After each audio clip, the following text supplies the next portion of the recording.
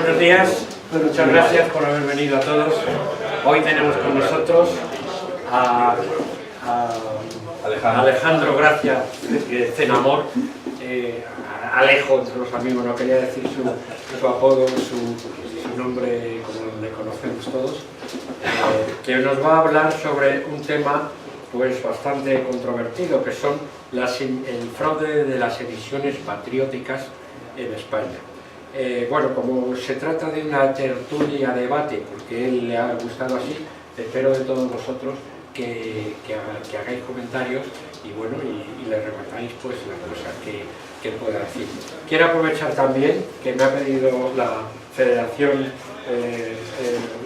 Española de Sociedades Filatélicas visualizar el diccionario filatélico ilustrado que acaba de aparecer, y que, bueno, pues el que quiera pedirlo o quiera dar información de él se tiene que dirigir a Juan Panés, jupanes1906@yahoo.es.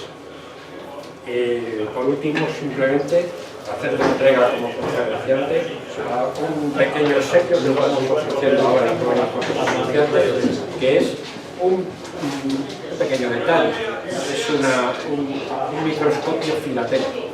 Muchísimas gracias, caballero. Muchísimas gracias. Bueno, muchas gracias a todos por venir, y lo primero es insistir en lo que ha dicho Ray, en el sentido de que esto es una tertulia. Con lo cual espero intervenciones, porque seguramente muchos de los que estáis aquí conoceréis algún dato más o más sabroso o más en el fondo de la cuestión del tema que vamos a hablar. El asunto de las sobrecargas patrióticas, yo creo que a todos siempre nos ha llamado mucho la atención y nos ha de alguna manera abierto los ojos, en el sentido de que allí había muchas cosas ocultas y mucho tomate, en el sentido de que se utilizaron para ganar dinero, para comerciar, pero de alguna manera, o al menos en mi caso, yo siempre lo he visto de una manera fragmentada. He visto las cosas en el catálogo, he visto la cantidad de variedades que todos sabemos que son muy difíciles de que en la práctica se produzcan todas esas variedades en un proceso de impresión, y si se producen, de que salgan de la casa impresora, que para eso están los correctores, todas las personas que se encargan de que al final el producto, pues el libro que tenemos en las manos, pues no esté mal paginado, no tenga unos errores tipográficos, etcétera, etcétera, no está la composición mal hecha. El hecho de que todo eso esté ofrecido prácticamente desde el primer momento, porque podemos decir son restos que han quedado en la casa impresora y que luego han salido por la puerta de atrás, o alguien los ha comprado como papel usado, etcétera, etcétera, pero estaban ofrecidas desde el primer momento en que las emisiones patrióticas, la sobrecarga de sellos republicanos se empezaron a hacer con las sobrecargas patrióticas. ¿Cómo surge el tema de las sobrecargas patrióticas? Pues el tema de las sobrecargas patrióticas, hay una serie de filatelistas, de personas adictas al régimen, de personas que tenían poder en el ámbito de decisión de autorizaciones, que promovieron el hecho de cómo se iban a utilizar los sellos republicanos, que como todos sabemos estaba autorizado su uso hasta el año 38, si no me equivoco fue hasta agosto del 38, estaba permitido su uso hasta que ya la Junta de Defensa Nacional empezó a poder tener capacidad de impresión. Por meter un poquito en contexto histórico, aunque creo que todos lo sabemos, pero me gustó mucho el conferenciante anterior, que nos hizo un contexto histórico muy interesante cuando habló de los enteros. Pues estábamos en guerra en España, es decir, no era posguerra ni era preguerra, era en medio de la guerra. Una parte del territorio estaba en poder de las fuerzas sublevadas y otra parte del territorio estaba en poder del gobierno legítimo, y además las zonas estaban muy separadas entre sí, es decir, no había una cohesión de unas y otras zonas. Las casas, la Real Fábrica de la Moneda y Timbre estaba en Madrid, que seguía emitiendo sellos republicanos y que enviaba como podía y cuando podía y si podía a las zonas que todavía estaban bajo el mando del gobierno legítimo de la República, y las fuerzas sublevadas iban poco a poco invadiendo territorios y se encontraban, cuando conquistaban una ciudad, una zona o lo que sea, que todos los efectos postales y fiscales que había eran pues, con sellos republicanos. Y una serie, aprovechando esta circunstancia, pues claro, las dos dijeron se pueden seguir teniendo validez hasta, como he dicho, hasta agosto del 38. Pero una serie de gente vieron la posibilidad de decir, vamos a sobreimprimir Málaga liberada, Cádiz liberado, Bilbao liberado, viva Franco, viva Queipo, es decir, una serie de arriba España, una serie que luego iremos viendo, muchas de ellas, pues de soflamas patrióticas, porque cómo se iban a utilizar sellos republicanos. Esto era lo que estoy diciendo, la justificación que utilizaban o daban los que promovían esa sobrecarga sobre los sellos republicanos para obtener una autorización que de alguna manera validase y no fuese una sobreimpresión simplemente privada. ¿La autorización a quién la pedían? Pues a quien en ese momento mandaba, aunque había una junta técnica del Estado de los sublevados que era el que realmente debería haber hecho esas autorizaciones y haberlas dado, pero en el caos de la guerra pues lo hacían a la autoridad civil o militar, bueno, ahora entonces eran todas militares, que estaba en el momento. Bien, esto es un poquito el contexto en el que surgieron todas estas sobrecargas. Y yo lo que quiero, en esta tertulia de debate, lo que quiero manifestar es que realmente ni hacían falta la utilización de estas sobrecargas, ni las intenciones de los que las hicieron eran patrióticas, nacionalistas, sino que fueron una serie de personas que estaban bastante más conectadas entre sí de los que nos podemos pensar y que se dedicaron a sobreimprimir unos sellos, como si lo hacemos nosotros aquí y ahora, con el único y simple objeto de ganar dinero. Es decir, una trama del momento, no tan organizada y como podemos pensar en, yo que sé, en las tramas actualmente que salen todo el día en la tele, pero sí que estaba puesto de esa manera y que se copiaban unos a otros al ver el éxito económico que tenía el asunto y las fuerzas, digamos, vivas, filatélicas de cada nueva ciudad liberada veían el chollo, por decirlo de alguna manera, pedían la autorización correspondiente, la hacían y se dedicaban a vender. ¿Hay sobres circulados? Sí. ¿Hay algún sobre que está circulado fetén? También. Poquísimos. Les interesaba a estos señores promotores que estos sobres estuviesen circulados porque de alguna manera legalizaba o autentificaba las sobrecargas.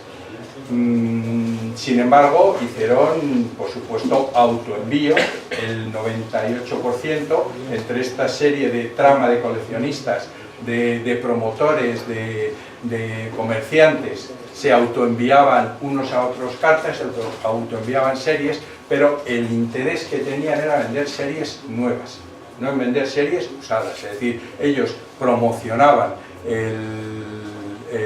todo el tema de los sellos nacionales, pero lo que les interesaba era vender los sellos nuevos e intercambiar, que en algún caso también utilizaron como intercambio con el extranjero, siguiendo un poquito la estela de las últimas emisiones que estaba haciendo también la República, tipo el submarino, para obtener cambio o dinero a cambio de estas. Muchos de los filatelistas que vamos a continuación, pues en su momento presumían de su honradez a toda gala y que era simplemente por ardor patriótico o de otro tipo. Por ejemplo, cuando vemos al padre Sancho, que es uno de los en Zaragoza y en Aragón, promotor y conseguidor de toda esta serie de cosas, pues sin embargo, digamos que en la hemeroteca, porque antes no se grababa como ahora, la hemeroteca demuestra pues, que obtenía dinero que luego sería para su propio peculio o lo dedicaría a obras pías, pero obtenía dinero de todo este asunto. Pues vamos a empezar ya. Era muy difícil, o a mí me resultó muy difícil el cómo iba a estructurar esto. Con lo cual ni voy a hablar de ningún benéfico, ni voy a hablar de ningún sello municipal, ni voy a hablar de ninguna cocina económica, porque entonces la conferencia podríamos estarnos aquí pues seguramente por lo menos un día, por lo menos. Entonces voy a hablar exclusivamente, si invito a comer, pues, pero luego seguimos. Voy a hablar exclusivamente de los sellos sobrecargados patrióticos. De los otros, aunque están muy interconectados, porque oye, igual que haces un bizcocho, pues haces unas rosquillas.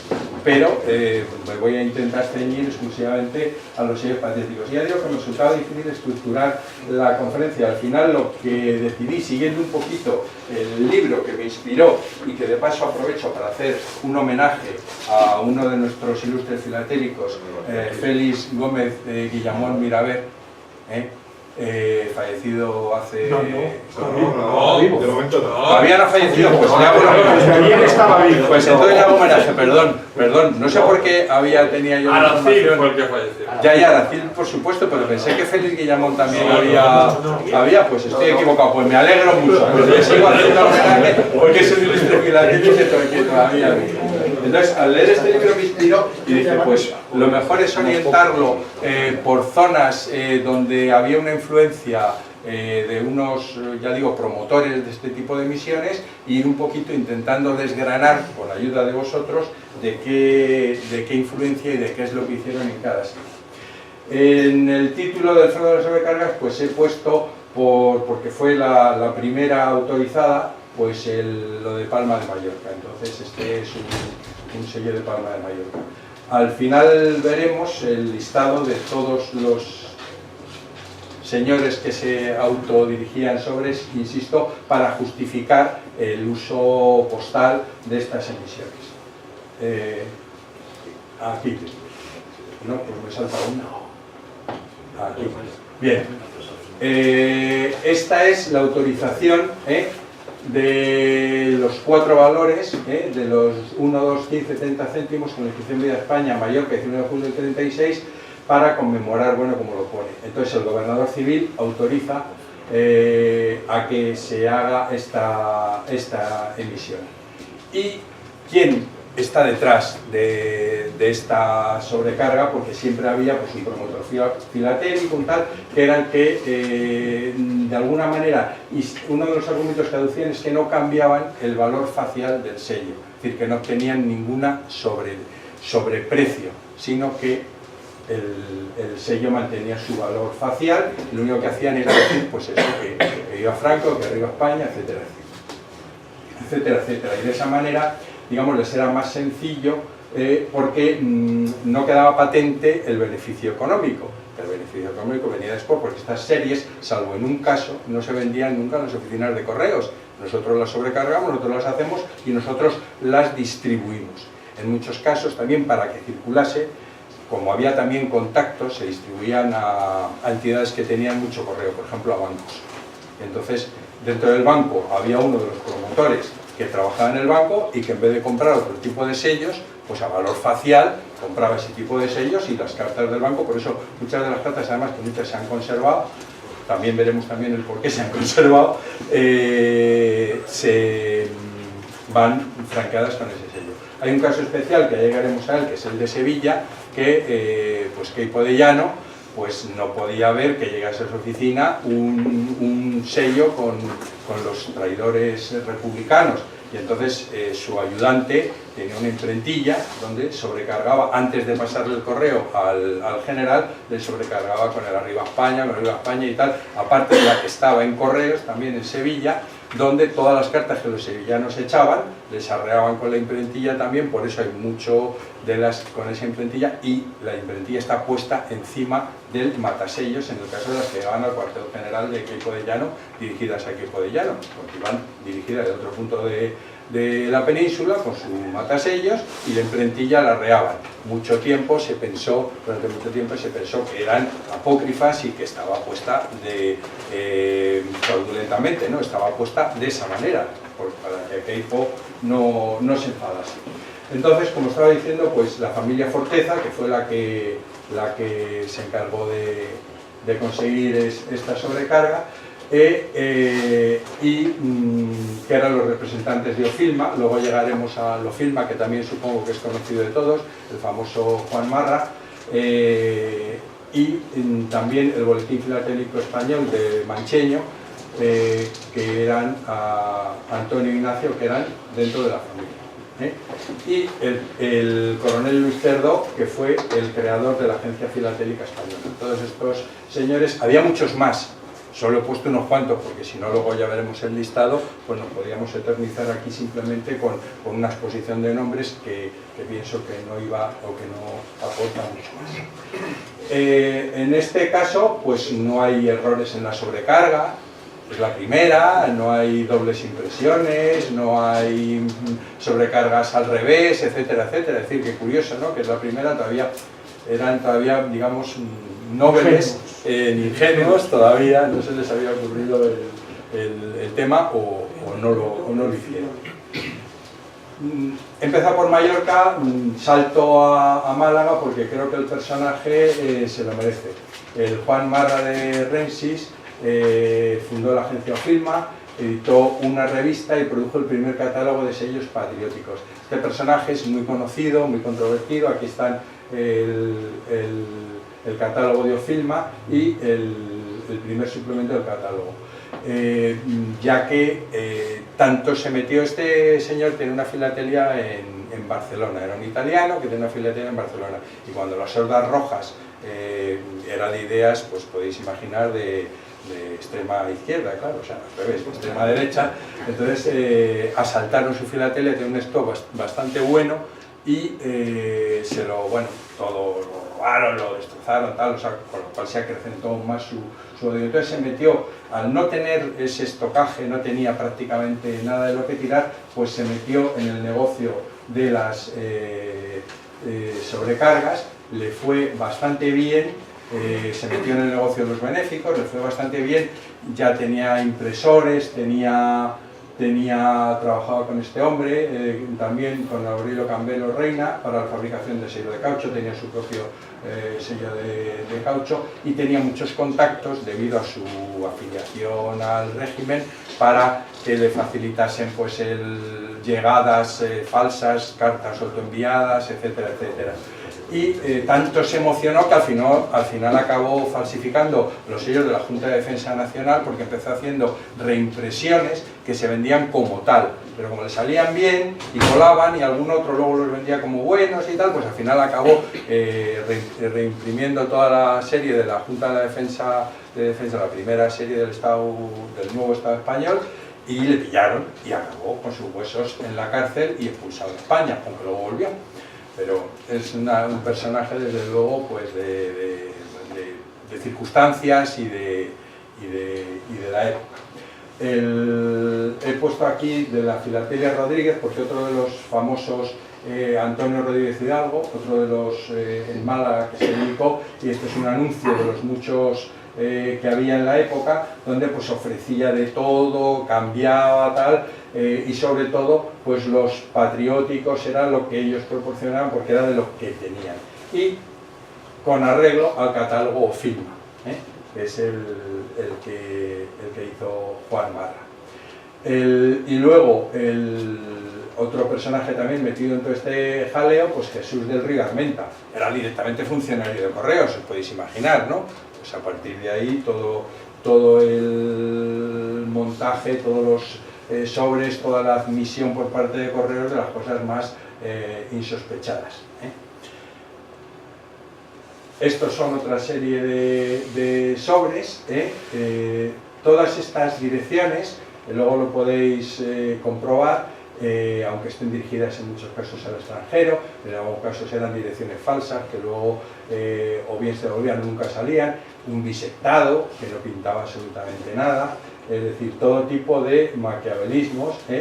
Ernesto Hafner, que también es súper conocido, que también estaba establecido en una época en Málaga, y todos pues se dedicaban a este tema. Pongo esta porque para que veáis hasta dónde llega el asunto, hasta los matasellos, estos matasellos son falsos.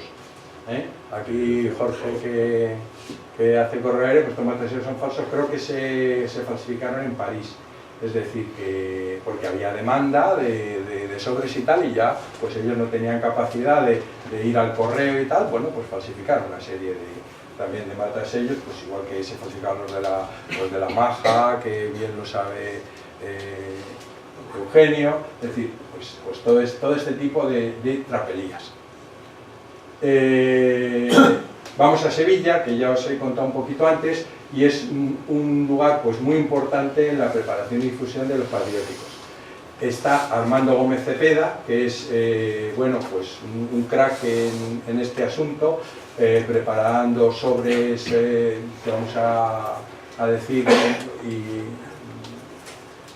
falsos, entre comillas, autodirigidos, y muy autor también de reimpresiones, que en un principio las vendían como tales, como reimpresiones para paquetería, para tal, pero que, bueno, pues otros comerciantes pues luego las colaban. Antonio Cortelledo, este hombre, preparó muchísimos sobres tóxicos, y aparte tenía un contacto en el Banco Hispanoamericano, que le pasaba absolutamente toda la correspondencia que llegaba al Banco Hispanoamericano, se lo pasaba a él, a Cortelledo. Él también era coleccionista, Antonio Cortelledo también era un coleccionista. Y otro de los destacados en Málaga fue Manuel Gutiérrez Flórez, como veis, comandante de Estado Mayor y ayudante de Queipo. Este era el que ponía la imprentilla en todas las cartas que llegaban a Queipo. ¿Para qué queremos más? Es decir, era el comandante de Estado Mayor del general que daba café a la gente que no le gustaba. Pues, en fin, podían hacer lo que quisiesen.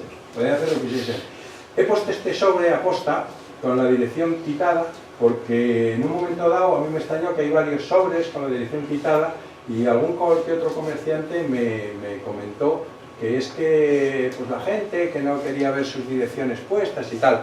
Mentira, lo que pasa es que como las direcciones se repetían y los nombres se repetían, pues entonces ya para poder colar los sobres pues les quitaban la dirección.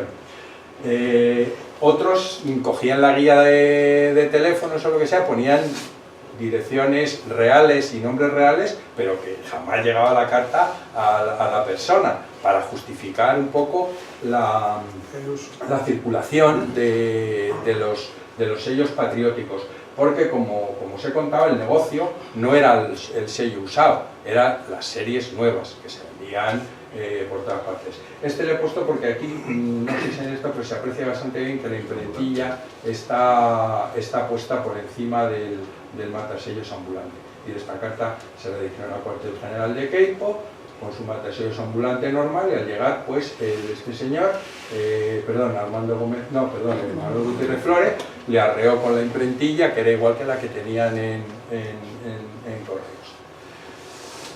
Pasamos de provincia. Bueno, estos son más sobres, porque claro, en Sevilla pues hay muchísimo, y todos los nombrecitos, este es de Huevar, dirigido a Sevilla. Esta me parece que es de la Carolina, de Cazalla de la Sierra, pero esta es una carta, lo mismo, dirigida al cuartel general de Queipo, con su matasellos bien de certificado de Cazalla y la imprentilla arreada encima para que no se pudiese pescar nuestro general. Ya en el colmo ya del desmadre, como en Sevilla tenían muchísimo poder, dirige Armando Gómez Cepeda, que es uno de los que os he comentado antes, de los que superpromotores de todo este tipo de misiones, y Juan Marra, de Ofilma, el de Málaga y tal, y se dirigen para que todos los sellos que existiesen en los estancos que se los diesen a ellos, los sobrecargaban y los volvían a poner. Y ya ante tamaño ya requisa y todo esto, pues ya les dicen que no, ya les deniegan a pesar de todos los contactos y de todo el tema, pero les dicen que no, eso que ya no puede ser, que requisen todos los sellos y tal, que ellos compren los que quieran, que les pongan lo que les dé la gana, pero que ya mandar los oficiales del ejército a los estancos a requisarles los sellos y tal, que ya les parecía demasiado. O sea que bueno, pues entonces es curioso que hasta dónde ya, pues es que quieres robar hasta el papel higiénico, o sea, no, me llevo todo. Vamos a Cádiz, que es otro foco. La parte de Andalucía no es por nada, sino porque por la guerra, pues las tropas iban entrando por la parte sur, y después del ejemplo de Mallorca, que pues surgió todo esto, y entonces es donde, digamos, más abundancia hay, porque empezaron antes y estuvieron más tiempo. En Cádiz pues tenemos, ya digo, pongo los que me han parecido que son más destacados. Ricardo Sobrino, que era comandante de artillería, es decir, militar. Urquiza, y este fue el promotor de la Agencia Filatélica Americana. Luis Beltrán y Urquiza, es que aquí está, lo habré puesto dos veces, el Urquiza, sin darme cuenta, no son familia ni tienen nada que ver, eso está mal. Abogado del Estado, es decir, estamos hablando pues eso, de gente que no tenía ni poder, ni relaciones, ni nada. Francisco Yélamos, farmacéutico, delegado de prensa y propaganda de Falange Española. Este tuvo mucho que ver también en muchas emisiones de Falange, unas que hay que se ve como con un niño con el brazo en alto, de unos falangistas, que no he querido mezclar una cosa con otra, pero que decir que, como os he comentado antes, pues hacían a todo. Es decir, hoy te hacían una sobrecarga pediátrica, mañana te hacían un benéfico y al otro día te hacían un sello para un municipio o para lo que sea. Todo lógicamente quedándose siempre una parte de la producción que luego vendían a los precios no a facial ni muchísimo menos, y era donde sacaban el dinero. Entonces Francisco Yélamos era también coleccionista, aparte de todo esto, y era el editor de Cádiz y América, de esta revista, la revista Cádiz y América, y bueno, ya digo, diseñador, directamente él diseñó y promotor de muchas emisiones benéficas y por supuesto de las sobrecargas patrióticas. Luego, Mariano Torices Marín, que era íntimo amigo de la familia Aroste de Granada, a la que ahora iremos, también superpromotores, que era oficial impresor en la imprenta en Tiput, que era taller de imprenta, litografía Cerón, que estos, entre otras cosas, hicieron los famosos sellos benéficos del crucero Baleares, y este era pues oficial impresor, imaginaros. O sea, no hace falta echar mucha imaginación. Y este se hizo, tenía mucha amistad con la familia Arosti, a la que de alguna manera inició, ellos ya eran filatélicos y comerciantes, pero inició en el tema de las sobrecargas patrióticas. Estas son de Cádiz, lo que he dicho de Yélamos, pues esto es de Yélamos. Estos son los talleres de Salvador Repeto, donde se hizo esto, que estos son los únicos sellos conmemorativos ya posteriores, que ya no eran de la República, estos son del nuevo Estado, y que sin embargo también se inventa como motivo de la fiesta de la raza, no sé qué, y hace también pues otras sobrecargas que por cierto tuvo bastante poco éxito y que nunca consiguieron. Esta es la sobrecarga para que se vea. Es decir, que es un poquito para volver a demostrar que estas personas pues se dedicaban ampliamente a todo este negocio, porque era un negocio. En Granada ya he citado la familia Arostegui, que eran los amigos de Torices, y destaca Francisco, pero habían primos, hermanos, padres, y todos dedicados al negocio del sello. Fueron creadores de multitud de sobres tóxicos a través de una amplísima red de corresponsales y fueron los autores de la sobrecarga urgente sobre los dos sellos esos del CIF. Una sobrecarga pone correo urgente, y estos fueron los autores también de esa sobreimpresión. En muchos casos todas esas cosas no estaban ni justificadas porque en aquel entonces no había ni posibilidad, muchas veces, en algunos casos sí, en algunos no. Estos perdieron un poco el tema con el sello famoso de Granada, que hubiese sido para ellos la bomba, pero sin embargo perdieron un poco el tren, en el sentido de que no consiguieron, lo cuenta muy bien también Gómez de Llamón en el libro del 30 céntimos de Granada, que no consiguieron de alguna manera acaparar la emisión, y la emisión al final acabó realmente vendiéndose en gran parte de ella en estancos y tal. Como no es una emisión sobrecargada, tampoco hago mucha incisión porque insisto que quiero ceñirme al tema de los materiales. Ah, sí, sí que lo he puesto, ¿ves? Este es el urgente, sobre los sellos del CIF, que esto lo hizo la familia Rosquillo. Juan Casares Águila, que era corresponsal de Manuel Gálvez, que luego había estado en Bruselas cuando Gálvez se tuvo que escapar de Madrid, y este que era uno de sus segundos o terceros de a bordo, y este fue el que montó la oficina en Bruselas, que le mandó Gálvez. Tenemos todas esas autoenvíos que mandaba paquetes. Gálvez mandaba los paquetes enteros, atados con una cuerda, se los matasellaba él mismo, les hacía la cuerda y llegaban a Bélgica y directamente les quitaban la cuerda y les ponían la llegada para darles lugar, pues todas las hojitas de Marruecos, en fin, montones de cosas, los de la maja, es decir, todo este tipo de cosas que sabemos que hacía Gálvez, don Manuel. Y luego el Inocente García Carrillo, que era el jefe de correos de Adamas. Entonces, pues lo mismo, si era el jefe de correos, entonces este es el que hizo todos los benéficos y locales de dicha localidad, y se dedicaba también a reenviar a tal, para dar autenticidad, y eran todos corresponsales y llegaban pues, a vender series sobrecargadas y benéficas.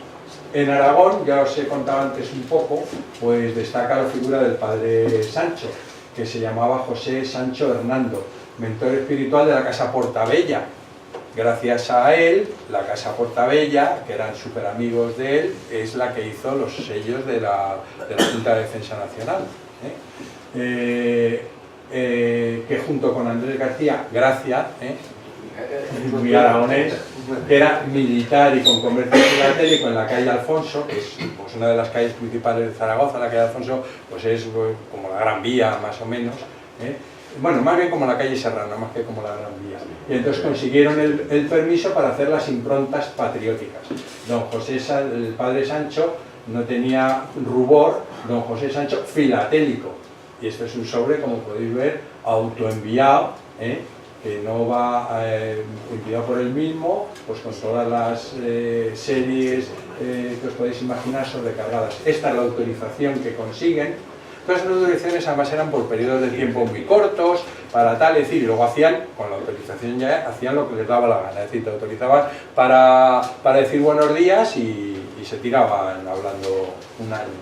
No había ningún problema. Esta es la serie que para que veáis que lo hacían a la vez, una es de Teruel y otra es de otro de los sitios, es que no me acuerdo ahora, de Aragón, y entonces, bueno, es la misma plancha que lo hicieron todo a la vez, es decir, para que veáis que en teoría esto eran promotores locales muy afectos al régimen, que querían pues honrar y los sellos republicanos y se ve que no, que son absolutamente pues personas que lo único que querían era obtener un beneficio económico.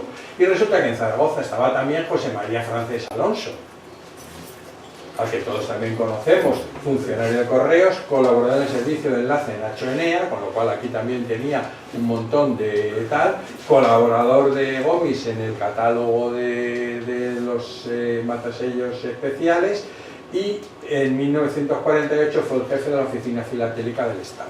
Es el que se dedicó a pedirles improntas a todas las oficinas de correos de todo el Estado español, pues para tener una colección con sellos ya servidos, para que se los devolviesen matasellados con lo que tuviesen en las oficinas para tener una colección. Es decir, como veis, el enjuague era fino, porque todos estos se conocían, hablaban y hacían cosas juntos. O sea, que no es que cada uno fuese por su lado, no. Esto era, hombre, hacían cosas por su lado, se las juntaban al otro, luego hablaban con el aroste y hacían otra. Es decir, era todo una red no demasiado estructurada, pero bastante. Bueno, he puesto esta carta simplemente porque está dirigida a José María Francés y, claro, por supuesto, dirigida desde la Carolina, y dirigida a José María Francés en Calle Moscas. Sí, en la calle Moscas 10, era donde era su domicilio particular de José María. En la época estaba en Zaragoza. Bien, en Galicia, entre otras cosas, pues es el origen del eco filatélico. Eugenio, como tú bien sabes. Ese no es el eco, ese es el eco. Es el español, y no es el... No. Pues ves cómo viene que no das películas. Pensé que era el padre del eco filatélico. Es el eco filatélico español. O sea, el eco filatélico es anterior, pero esa es una versión que sacaron, digamos, del régimen. Española, es patriótica. Sí. El eco patriótica. Bueno, como poco la actividad estaba muy concentrada en los núcleos también más grandes de población, La Coruña, Vigo y Tui. El más activo en el tema de sobreimpresiones fue Luis Rey Rayó, que era el propietario de la agencia filatélica La Laica, que junto con el cónsul de Portugal, que también era filatélico y estaba por allí, intervino en la elaboración de La Coruña Franco La Coruña Franco, lo del Baleares, que es este, y en los sellos benéficos por la patria de Galicia. Esos que se utilizaron muy abundantemente, los benéficos, que están en un montón de sobres, pues ellos fueron los...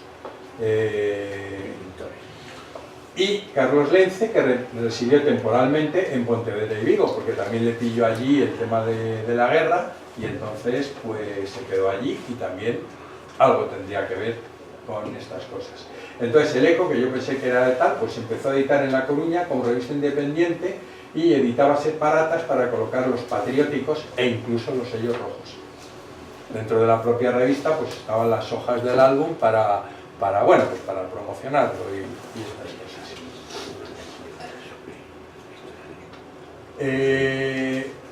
En el centro de España, pues como estaba más a tortas, pues no había tanto.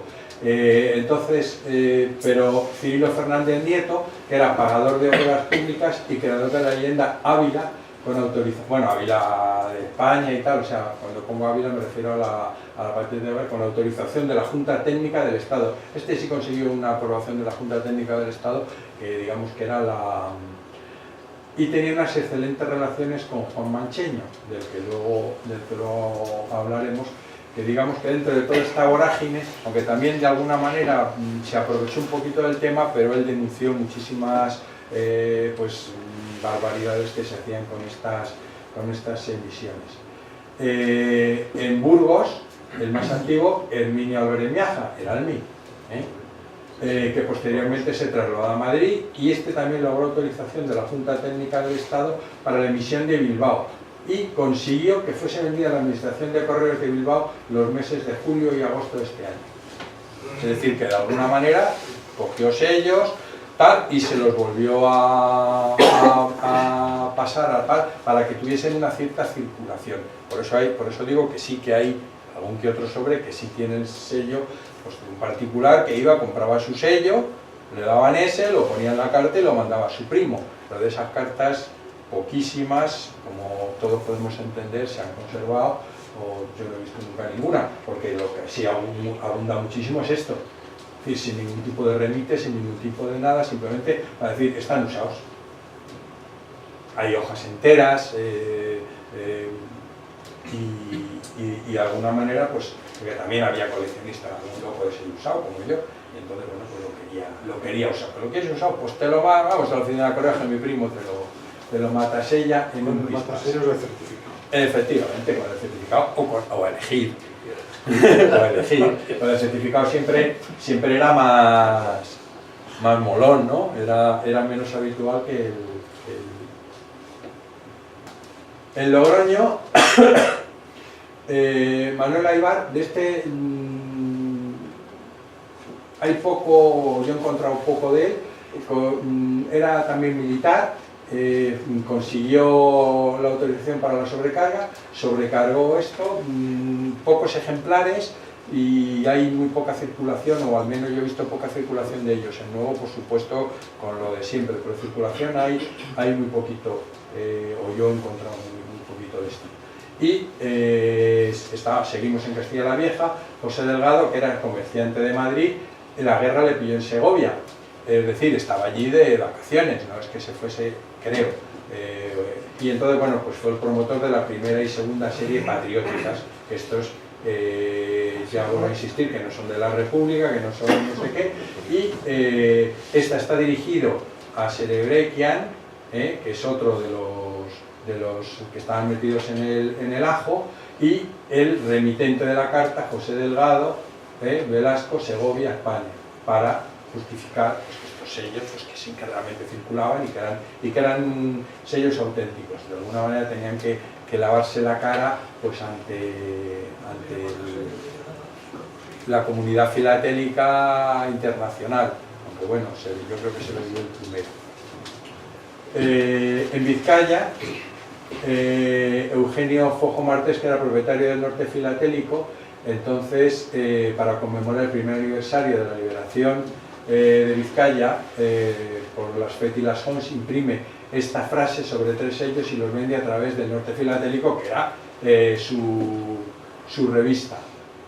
Y este edita una obra sobre 6 cuartos en junio de 1940, es decir, de alguna manera eran todos gente conocedora del mundo del sello, pero que vio el negocio, vio el chollo, y se aprovechó de él. Y Ángel Jiménez Vilches, que huyó de Barcelona, y este mantuvo una polémica con Juan Marra, que es el que hemos hablado antes, que era el que acabó con sus huesos en la cárcel, porque este catálogo España Filatélica, Juan Marra decía que se lo había copiado, que se lo había fusilado totalmente a él, que era una copia. Parece ser que no es cierto, pero tuvieron una relación muy mala. Y Jiménez Vilches, pues esta es una hoja de precios donde, como podéis ver, fundamentalmente se dedica pues, a vender lo que estamos hablando todo el rato, emisiones sobrecargadas y tal, porque era lo que les daba dinero. Ellos hacían las de Vizcaya, la Fet y de las Hons, y las cambiaban por las de Sevilla, o por las de la Línea, o por lo que sea, entre ellos, y luego sobre eso lo vendían al final al pagano, que era el coleccionista, o el corresponsal extranjero, o bien lo intercambiaban por sellos extranjeros de mayor valor. Muchos de ellos ponen que cambian los magníficos sellos en sus anuncios del glorioso movimiento pues por sellos viejos de España y tal, esas cosas, ¿no? De esos, yo que sé, los reales, que son una guarrería y que ellos les dan pues cosas pequeñas de lo que se trata. Tenemos a Manuel Evia, comerciante de Madrid, que se encontraba en San Sebastián al comienzo de la guerra, concesionario para la venta de los sellos de Asturias y León. Es decir, cuando las tropas sublevadas entraron en Asturias y León, pues encontraron todos los sellos del Consejo de Asturias y León. Y decir, ¿qué hacemos con esto? Pues le podemos sacar un dinerillo. Y entonces, ¿a quién nombramos? Entonces, como Manuel Evia iba, si no lo sabéis, vestido de falangista, con el correaje incluido y tal, era su forma habitual de ir vestido en esa época, conocido, había sí le he conocido yo y no lo he visto con el correaje, pero vamos, me lo creo perfectamente porque hay fotos y hay mucha, y él tampoco lo ha negado. Entonces estaba relacionadísimo con la falange local y participó entre otras cosas, con las impresiones Arriba España en 1936. Ya que estoy en San Sebastián, pues aquí no vamos a dejar títere con cabeza. Parece ser que Manuel Evia también quería encargarse de lo de la Junta de Defensa Nacional y se lo pisó la Portabella y el Padre Sancho y tal. Puede ser que hubo allí sus más y sus menos. José, porque todos, claro, a ver quién era el que tenía más conocimientos y más tal. José Serrayer Elorio, este es de la Filatelia Ipse, que posteriormente se trasladó y instaló en Madrid. La Agencia Filatélica Rodríguez consiguió la autorización de la Junta Carlista de Guerra de Guipúzcoa echaros cuentas a quién se pedía autorización, es decir, a quién se te ocurría, y en cuanto tenías el papel para justificar que tú tenías eso, pues adelante con los faroles. Entonces, imprimió Dios, Patria y Rey 1936 sobre otra serie de sellos de la República. Aquí nos encontramos a Juan Manchello Jiménez, que yo creo que este es el más puro en el sentido de coleccionista, muy denunciador de todo este tipo de series, de cosas, y que fue el creador del Boletín Filatélico Español y de la Agencia Filatélica Hispanoamericana, que editó un catálogo que era un catálogo de referencia en su momento. Este es el de los sellos de Antillas, Cuba y Puerto Rico, pero lógicamente tenía primero el de España. Y en su boletín filatélico, pues mirar lo que sacaba en primera página, y gracias a él se saben muchas cosas, porque denunciaba en el Boletín Filatélico Español, denunciaba entre comillas, hacía saber, porque claro, tampoco era cuestión de decir, porque si no se le podía haber tenido represalias, pero bueno, esto parece que no está muy claro, esto no, solo tenía autorización para 2.000 y han hecho 10.000 porque yo he visto tal, es decir, ese tipo de cosas, y se saben muchas de las cosas que os estoy contando, se saben gracias al Boletín Filatélico Español y a Juan Manchello. En Guipúzcoa, bueno, pues tenemos a quien no conoce, a Ramón Ruiz Arcaute, Sorarraín, que y sus estudios, pues también estaba en esta época, y de alguna manera, pues, oye, había que sobrevivir, y también se sacó algún dinerillo con esto. En Álava estaba Timoteo Parra Salache, que era médico, oftalmólogo, es decir, tampoco tenía en aquel entonces un médico, pues imagina la influencia que podía tener y todos sus contactos, y consiguió la autorización de la Junta Técnica para imprimir el Viva del 19 del 7 del 36. En Navarra estaba Renato Critiquian, también había huido de Madrid, abrió sucursal estando en Navarra, tenía filatelia, tienda abierta, corresponsalía, abrió sucursal en Valladolid, que mantuvo la de Valladolid cuando volvió a Madrid, y este fue el promotor y distribuidor de los sellos llamados de Zumalacárregui, que es Zumalacárregui, de uso voluntario durante 4 meses. Es decir, que tú los podías poner, no tenía ningún valor postal, pero te daban permiso para ponerlo. Ya ves tú, qué cosa más absurda, pero bueno, es la serie famosa de Zumalacárregui que todos conocemos. Como no es un patriótico, sí, perdón, que tú sabes seguro mucho. Critiquian tenía una tienda en el pasillo que había en la calle Montera, y no era de origen francés, sino que era de origen armenio. Ah, armenio, fíjate. Yo lo que he leído era que era de origen francés. Era armenio, fíjate. Pues mira, Como pues, Cerebragian. Cerebragian yo lo conocí personalmente, lo compraba bastantes sellos, en Bruselas, pero fue a Estados Unidos. Y también era armenio. Casi todos los apellidos, Anka, Chaturian, Critiquian, tal, son armenios. Mira, pues fíjate, ves, pues yo, pues eso no, pero en absoluto, si es una tertulia, esto es lo bueno, porque así, mira, todos aprendemos. Esa es lo bueno de estas cosas. Y luego este hombre, el Miguel Luis de Nagore, que era el dueño de la Filatelia Norte, que fue un promotor de las fantasías, porque este no consiguió ni ningún tipo de autorización ni nada, además fueron muy a posteriori, después de cuando ya todo esto se cortó, como veremos luego, de las fantasías denominadas Triunfos de España y los benéficos de Tafalla. Entonces, que luego algunas hay autocirculadas y tal y eso, pero lo de siempre por la complacencia, porque el primo trabaja allí, o por a lo mejor por algún donativo, como me marca a mí mi tocayo. Pasamos. Bueno, esta es porque también Carlos Lence, que también pues utilizaba también esta dirigida, es la serie que es la que estamos hablando de Vitoria, y entonces bueno, pues escribe una carta a quien otro corresponsal que tendría, lo que sea, para circular la serie del Viva 1936 que consiguieron estos señores. Es decir, Carlos Lence no tuvo nada que ver en eso, pero intercambiaría, tenía otras cosas. Está impreso el nombre en Vigo y se lo manda a Vigo. Sí, sí, qué curioso. Pero ¿verdad? la serie de Vitoria. La serie de Vitoria, efectivamente. El vino El sello de Vitoria. Claro. la lleva a Vitoria y luego se lo Sí, manda sí, a sí, sí, Vitoria. sí. Pero, perdón. Sí, sí. Debe haber sido más rico, Ya, pero... no sé qué he hecho. Pero no tenían ningún tipo de pudor. No necesitaban No tener. tenían ningún tipo, efectivamente, no lo necesitaban. Y ellos lo único que querían con esto, vuelvo a insistir, era el justificar que estos sellos eran de uso postal y darle pues una categoría para poder luego ofertarlos en sus listas de precios y vendérselos pues a coleccionistas y a quien todo el que quisiese pagar por ello. Al hilo de esto hubo un montón de gente pues, que tenía un kiosco de periódicos.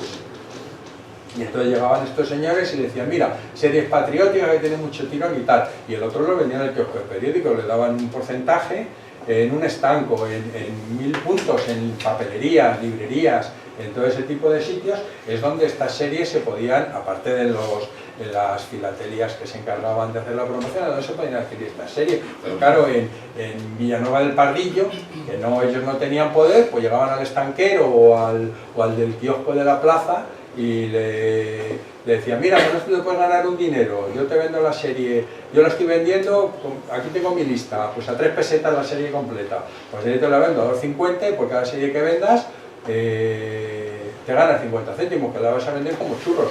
Y entraban en el ajo y como efectivamente las vendían, pedían más, porque hay muchas... Entre otras cosas las vendían porque el vecino que no la quería comprar, Entre otras... pues ya tenía la marquita, decía, oye, que este es de la campaña. Este no me compré No una me sola compra las serie patrióticas. pero luego no las utilizaban, es decir, luego no las ponían en el juego, eran como colección, porque se iban a revalorizar, pues todo ese tipo de argumentario, porque si no tendríamos muchas cartas circuladas entre partidos, bueno, muchas, las que se hubiesen conservado, pero habría, y ya vuelvo a decir que el 90, y me quedo corto, de las que yo he visto, son todas procedentes de este círculo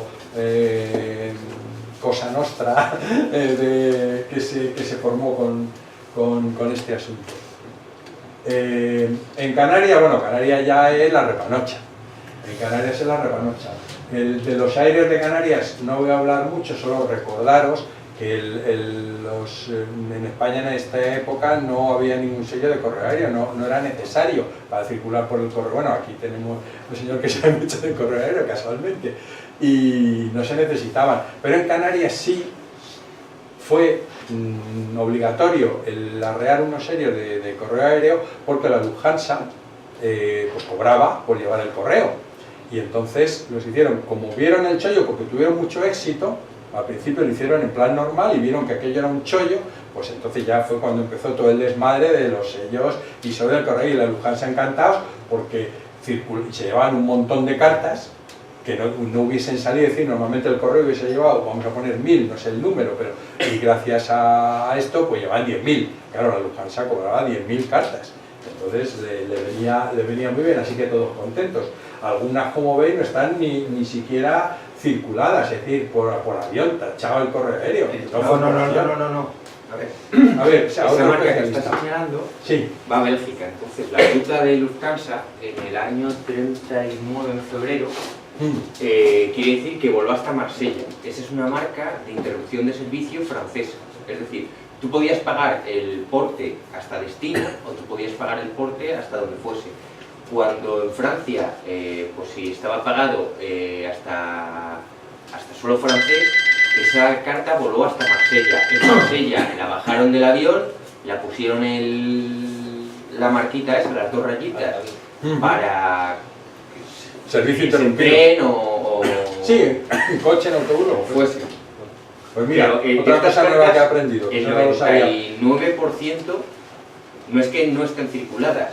Es que No, eso está circulado, pero no por correo aéreo, por eso... es así porque tiene una marca de interrupción de servicio. Ya. Pero el 99%, si tú le das la vuelta, no tiene nada. ningún tipo de marca.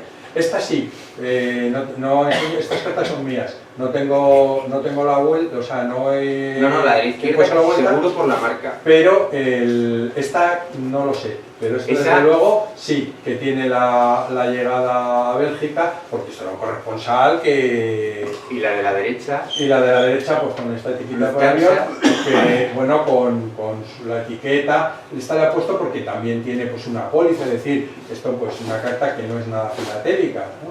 Entonces, porque ya no sé qué más le falta, ¿eh? para sí, el tema. hasta la etiqueta no es para correo aéreo, pero bueno. No, por eso digo que esta no circuló, vamos, esta se la matasellaron y se la llevó a su casa o se la autodirigió como mucho, o a uno que era su primo. Es que ahí luego se la Lufthansa dio. tenía un doble negocio. Por un lado cobraba 1,25 por cada carta, más el franqueo que fuese. Ellos por montarla en el avión cobraban 1,25 y luego otro era la venta de Las etiquetitas. Las etiquetitas venían en pack de 5 de 10 y también la vendían los franceses y tal, y eso lo vendían ellos mismos y se pegaba ahí. Pero esa etiqueta pues la hizo una imprenta pues Sí, Pepito que Pérez. fuese. Bueno, nos hemos ido a contar eso y bueno, pues tras el éxito de la sobrecarga aérea, de que me falta una E ahí, por cierto, en Gran Canaria, pues José González Vega, que fue el primero representante del Boletín Filatélico Español, que era el de Juan Mancheño, que se supone que era medio honrado, bueno, medio, era honrado y tal, pero dijo, no, mira, mejor me alío con Juan Marra que me da más dinero, así que rápidamente se pasó a Filma, el señor este. Clemente Gonzalo, que era fiscal de la Audiencia Territorial, o sea, también otra gente que no tenía ningún poder en la isla ni nada, y junto a Antonio Riu y Patricia Alcalde fueron testigos y promotores y activos circuladores de la impresión aérea de Canarias en los talleres del siglo. Luego lo contaron y el Vicenti no sé quién, que en los catálogos de tal, pues todo lo que cuenta está sacado de estos tres señores que eran coleccionistas. Lo que pasa es que, bueno, pues oye, sacaban un dinerillo con esto, pues se comprarían una serie de cuentos reales naranja que hablábamos antes. Ya sabéis que Canarias está en dos provincias, en Las Palmas estaban los de arriba y en Tenerife, estaba la agencia filatélica Antonio Lorenzo González, que se llamaba Central Filatélica de Canarias, de Baudilio Lorente. También Adrián Harrison Baudet, que era otro coleccionista, porque aquí había mucho extranjero viviendo en Canarias y tal, y entonces muchas veces te encuentran nombres extranjeros y confías más en que aquello es, pues no. Es lo mismo que estamos hablando. En Tenerife seguimos de la central. Es que se me ha pasado, es lo mismo. Y estas son de Tenerife, y esta ya también para rizar el rizo, yo este matasellos no me gusta nada. Entonces pienso que o bien es un matasellos que estaría un poco en desuso o lo que sea, y que se lo consiguieron de alguna manera los promotores, o bien lo tenía el funcionario o exfuncionario en su casa y las mataba ponía, o sea, aparentemente están muy bien, pero este matasellos es el más chungalín que yo. Y estos son direcciones de las cogidas de la guía, de Canarias. Y como veis, bueno, pues las series de las que estamos hablando. Estos también son míos.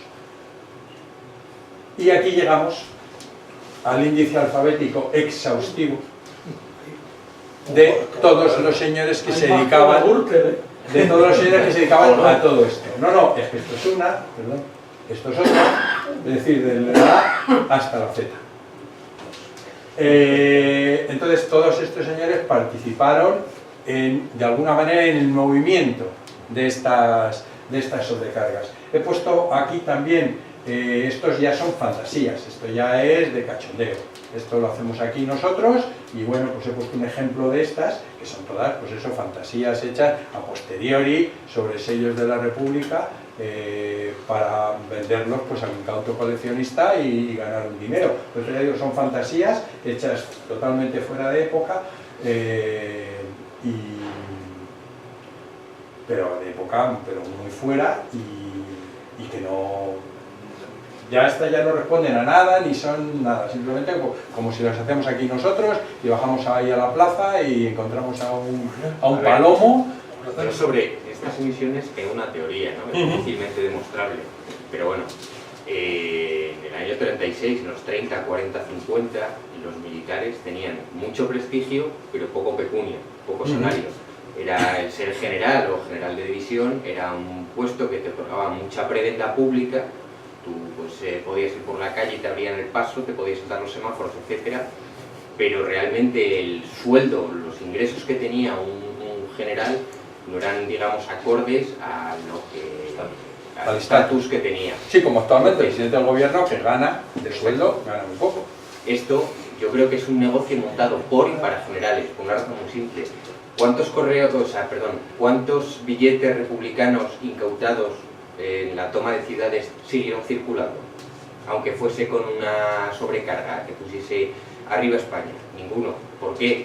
Se emplearon para destruir, para hacer más papel y para pues bueno, imprimir billetes de la zona nacional. Esto, en cambio, eso habría que verlo y sería muy difícil de demostrar, ¿no? Pero los que estuvieron detrás de toda esta historia tuvieron que ser generales, porque cuando se toma una ciudad o un tal, tú te incautas los bienes del enemigo. Entonces, nada de esto, y el acceso al papel timbrado, los sellos de correos, ¿no? Estaban los estancos. Claro, es papel timbrado, es moneda del Estado. Tú puedes falsificar casi cualquier cosa, como falsifiques papel del Estado, sí, te vas a la cárcel de 8 años para adelante. Hombre, entonces, yo creo que es un negocio que se montaron ellos. Vamos ellos a ver, no lo iban a hacer. Yo estoy convencido que detrás de esas autorizaciones, en muchos casos, habría o influencias o dinero. Eso está claro, si no, ¿por qué voy a firmar yo una autorización que me piden estos señores? O sea, es decir, eso estoy convencido de que lo hubo. Que fuese ya directamente montado porque el asesor filatélico le sopló al general que eso era una fuente de ingresos, no lo sé. Yo no lo sé. No es que le soplase que era una fuente de ingresos. No, que se lo propuso, porque si tú no eres filatélico no se te ocurre que tú luego vas a vender una cosa a un señor y que te va a dar poner en un papelito no sé qué, pues no se te ocurre. Es que en estos años tener dinero republicano en el bolsillo era delito. O sea, si a ti en Sevilla te pillaban con un billete de pesetas seguro en el bolsillo y era republicano, o poniendo sellos republicanos en una carta... No, eso estaba autorizado. Es decir, hasta el 38 estaba autorizado. Vamos a ver, estaba autorizado en casos muy concretos. No, si no tenían nada que poner, estaba autorizado. Estaba autorizado, está por ahí el decreto, no lo he traído, pero está autorizado. La situación era, tú puedes usar el sello republicano hasta no sé qué fecha. Hasta el 38. Pero mira, tenemos este otro que pone arriba España. Claro. Sí, eso por supuesto. Entonces, ¿cuál prefieres, no? No, el de arriba España. Eso es una cosa. Otra, los sellos, aunque tenían el valor facial original, sí, no habían costado nada. No, claro. Por tanto, adquirían su valor tan pronto como les ponían la marquilla encima, ¿no? Hombre, lo que ocurre es que ellos ganaban, los promotores de todas estas cosas ganaban muchísimo más dinero vendiéndolo de forma filatélica que vendiéndolo a alguien para que circulase una carta. Si tenías las cartas, luego vendías las cartas. Sí, y pero las cartas ya era más difícil. Han dado mucho dinero. Sí. Lo han dado después. Claro, pero eso era la más lista difícil. de comerciantes filatélicos que hemos leído Sí. He traído impresas unas cuantas para que tenga interés y coteje, si alguien tiene muchos patrióticos, coteje sus cartas y verá que, por desgracia, todas, si no el 99% vienen en la lista. Ahora lo repartiré. En definitiva, lo que quiero decir es que era todo beneficio. Sí, todo. El señor Critican pues tenía la tienda ahí claro. Y te vendía las cartas ahora. Sí. Hace poco, pues porque tenían su mercadito. Claro. O sea que todo era oro. Sí. También las cartas eran oro. Claro, el problema, y es lo que yo te iba a preguntar, yo colecciono el equivalente pero en Checoslovaquia, ¿no? Que ya más raro. ¿no? La pregunta para mí clave no es todas esas cartas que son al fin y al cabo de verdad, es decir, manipuladas, es cuántas son de después del año 50. ¿Cómo se distingue eso? Es decir, para mí es un problema tremendo Si tiene los cuños originales. Falsificaciones de todos los pelajes que pueden ser reimpresiones del original, una nueva que ha salido. Acabamos de descubrir una en no sé qué pueblo, ¿no? Hombre, afortunadamente en España lo que se hizo en época, está muy descrito porque les interesaba publicitarlo además para tener compradores. Es decir, y el Boletín Filatélico Español, y Eofilma, y todas estas revistas que hemos ido desgranando, daban muy buena noticia a los heroicos defensores o tomadores de Vitoria, han conseguido anular los signos rojos y tal, mediante una nueva sobrecarga y tal, que es de gran interés para todos y tal. Es decir, que entonces está muy descrito, es decir, que por eso se sabe que estas son falsas. Porque no están de literatura de la época. Sí, exacto. No los catálogos que acaban de salir después. Literatura de la época y catálogos de la época también basados, porque claro, las listas de precios es lo que había. Es decir, es que luego todo esto, el fin de todo esto, es esto. Ya llega un momento en que la Junta Técnica del Estado dice, bueno, esto ya es demasiado desmadre, porque ya estaba desprestigiado y tal, no sé qué. Y entonces dicen que esto se acabó. Entonces el 25 de noviembre del 37 dicen que esto se acabó. Por eso se acaba ahí. Si no, se hubiesen seguido haciendo emisiones con esas autorizaciones de que podían sobrecargar lo que se hubiesen querido. Pues el Día de la Raza y el Día del Macho Ibérico. O sea, no habría tenido fin.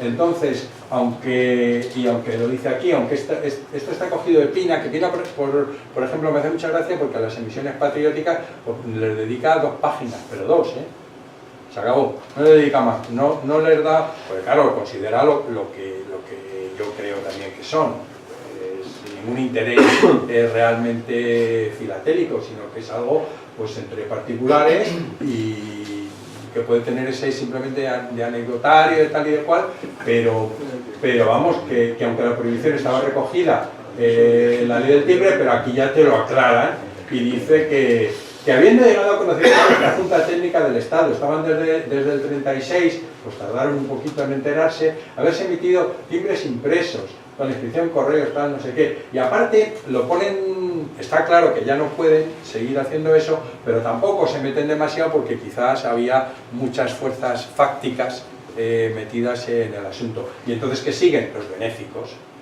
Por eso ya sobrecargas patrióticas a partir de esta fecha no encontramos, es decir, hay un periodo, y ese periodo está muy acotado por las revistas de la época, con lo cual lo que hay se sabe que es de la época, y luego hay falsificaciones, por supuesto, que de eso tampoco entra a hablar, eso es otro tema. Es decir, pues esto es lo de siempre, pues yo no tengo el cuño para los de la maja desnuda, no tengo el cuño de la iberoamericana, pues me lo hago. No tengo la serie sobrecargada porque los tiene todas acumulados Sevilla y me cobra mucho, coño, pues lo sobrecargo yo. Con lo cual, perdona, este Real Decreto lo que hace es... Bueno, no es un Real Decreto, porque en aquel entonces no teníamos esta orden lo que hace es avalar o autentificar, de alguna manera, reconocer que efectivamente lo otro... Claro, lo otro había existido, claro. Hombre, no podían ir en contra de sus generales, de sus juntas de no sé qué militares, hubiese sido un escandalazo, vamos, no. Entonces, si te lo lees despacio, la orden, pues se ve claramente que dice, bueno, esto se ha terminado, pero bueno, no le tira de las orejas a nadie. Y hasta aquí hemos llegado. Pues muchas gracias.